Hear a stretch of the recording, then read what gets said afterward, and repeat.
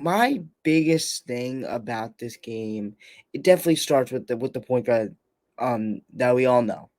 The leader of this basketball team, Mr. Jalen Brunson, 50 points, efficiently just dicing up the Suns defense. And, it was fun to watch him just, find that holes in the defense.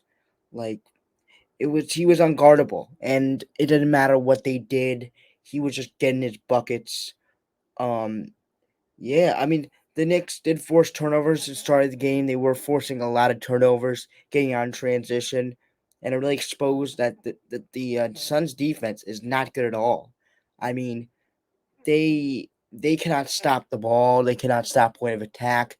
They're not good helping. They're not good in rotation. They're not good at stunting and recovering. Not good at all. Like they cannot play defense without Josh Okogie. And Josh Okogie is one of my favorite players. He's a hustle guy that will give you 100% on the board, give you 100% on defensive boards, give you 100% defensively, give you 100% dime for the ball, play off of Kevin Durant, Devin Booker. But also, it didn't hurt that Bradley Beal went down with an ankle injury. But again, I don't really care, honestly. I think this still is a very good Knicks. I mean, I've said that wrong. I do care at the Bradley Beal injury. Hopefully, he gets better. But I don't care as it is to you know discrediting the Knicks win. Like, that does not discredit the Knicks win, not at all. It was a big win against two superstars. Still, there was two superstars in the game, in Kevin Durant and D Book. Um, yeah, but also besides them, it was Nurkic at 21. Besides them, the depth just isn't good. I mean, we look at this team for the Suns, and without Josh Okogie, Eric Gordon, Bradley Beal, you're playing Yuta Watanabe. And I know this team's going to be a playoff team. I don't know if Yuta Watanabe plays in a playoff game. I just don't know. And Drew Eubanks didn't look good either. It looked like such a big difference between Drew Eubanks and Yusuf Nurkic. And it just, iHeart just dominated him. And it's Isaiah Hartenstein. I know it's not like the greatest center in the league, but Isaiah Hartenstein is pretty good. He will come in and dominate your center if he's not ready to play the game basketball tonight. And Drew Eubanks just wasn't ready to play. Same with all these other role players. And the rotation for the New York Knicks were way, way better. The Knicks still gave it 122, which is something that they'll go over in film. Just getting better at the rotation and stuff, getting better at starting to recover. There's some wide open threes that, you got to patch down on. I mean, there's some Julius helping off of Kevin Durant, which is the last person I would help off of, in my opinion, the best scorer of all time. I don't want to hear the opinions of you. This is not what we're trying to talk about here. But pure scorer, yes, it's my opinion that he's the best pure scorer of all time, and he's one of the best shooters of all time. So you just do not leave him open.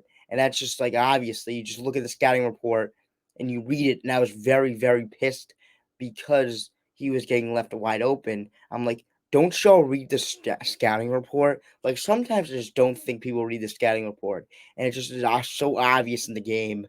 Um, I wrote RJ Revenge, but it's more like, just a comeback, man. Everybody was hating on him a few nights ago for good reason.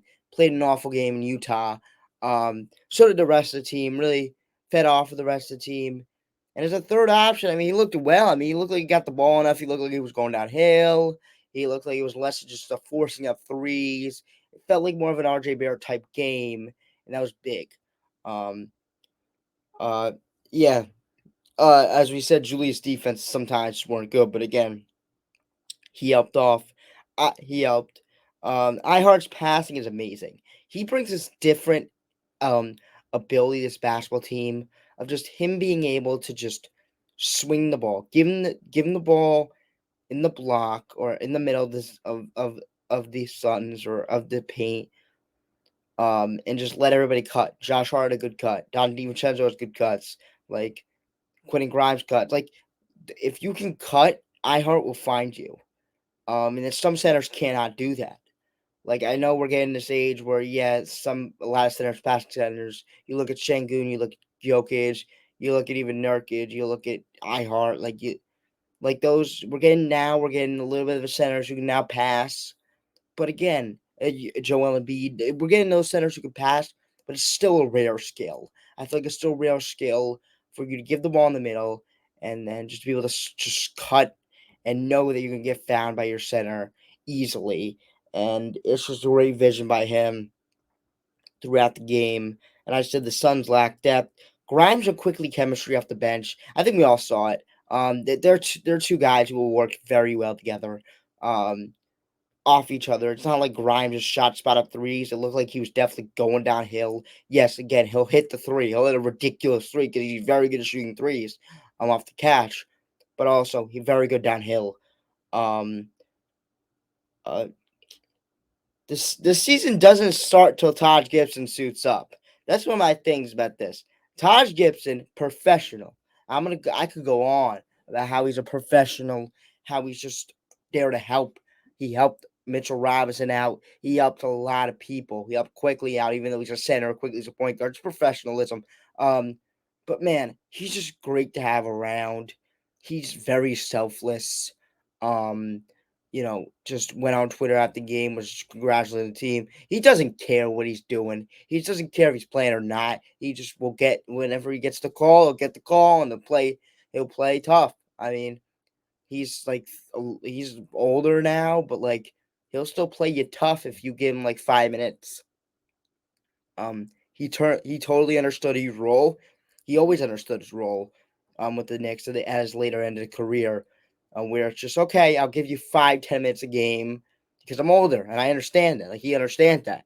But yeah, let's get into the individual stats for this roster because I'm gonna cut this, a little bit short because it's one, and I'm kind of like cutting this thing. Yeah, like it's 1 a.m. and I'm freaking tired.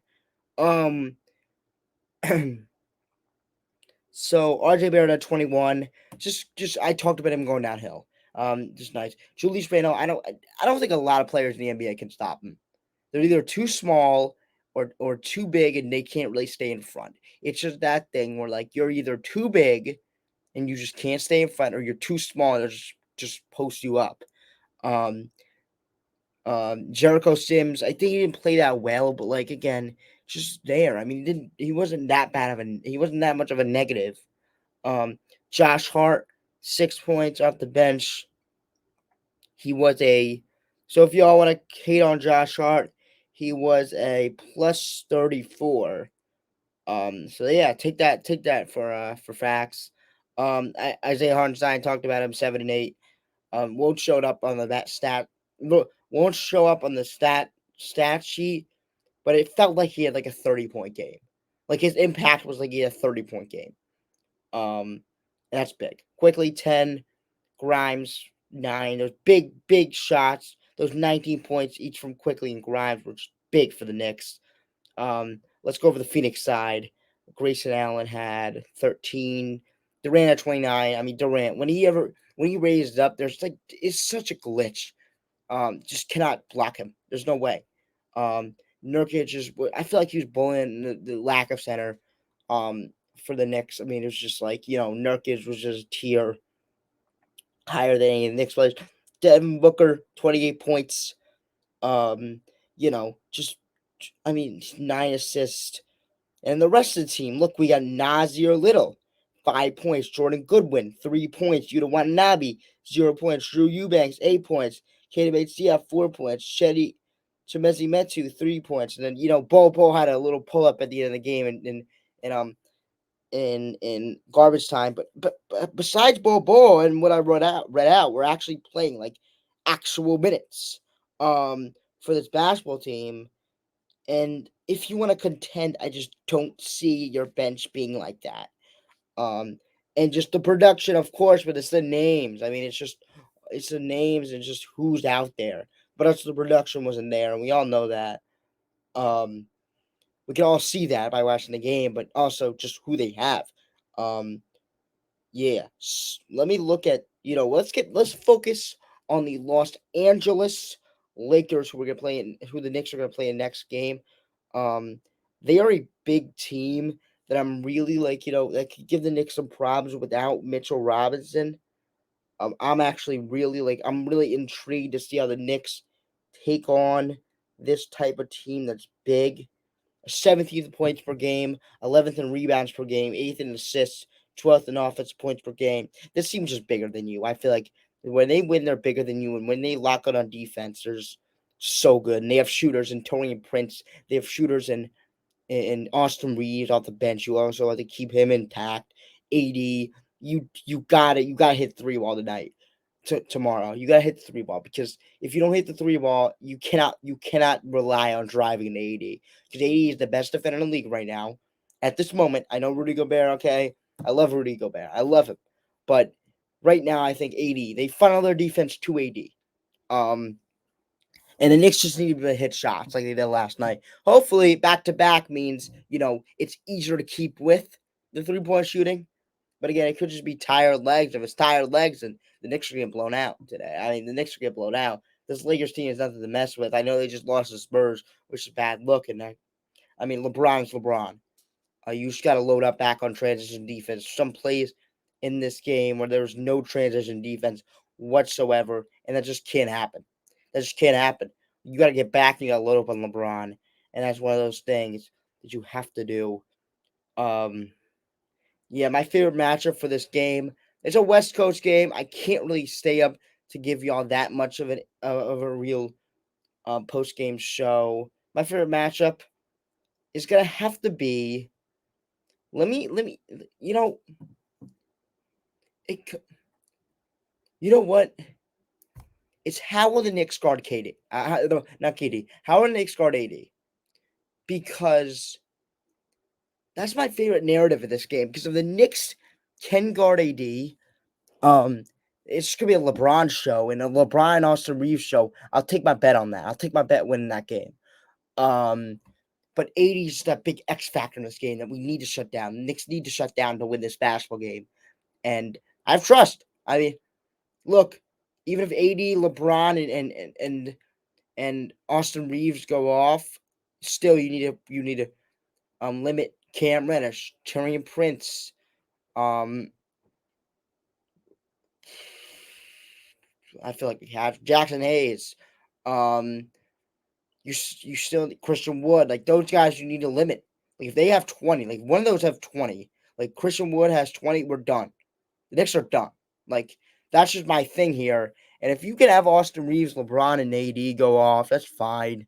But you can't have Taurean Prince. You can't have one of those players like Taurean Prince, Jackson Hayes have 20, or Austin, or Christian Wood have 20. And I just feel like this is a game where Christian Wood has 20.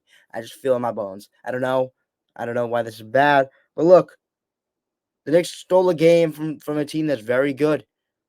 So hey, take it with a grain of salt. Take it how you want to take it, because not with a grain of salt. Take it how you want to take it, because they beat a good team. So all y'all saying that we can't beat good teams here. Here's your facts. This Phoenix Suns team, KD and D Booker, are two superstars in the NBA. We just took them, punked them. Jalen Brunson punked him. Like it was just great to watch. I'll see you in the next video, in the next podcast. Peace out. Subscribe and 5-star rating if you can.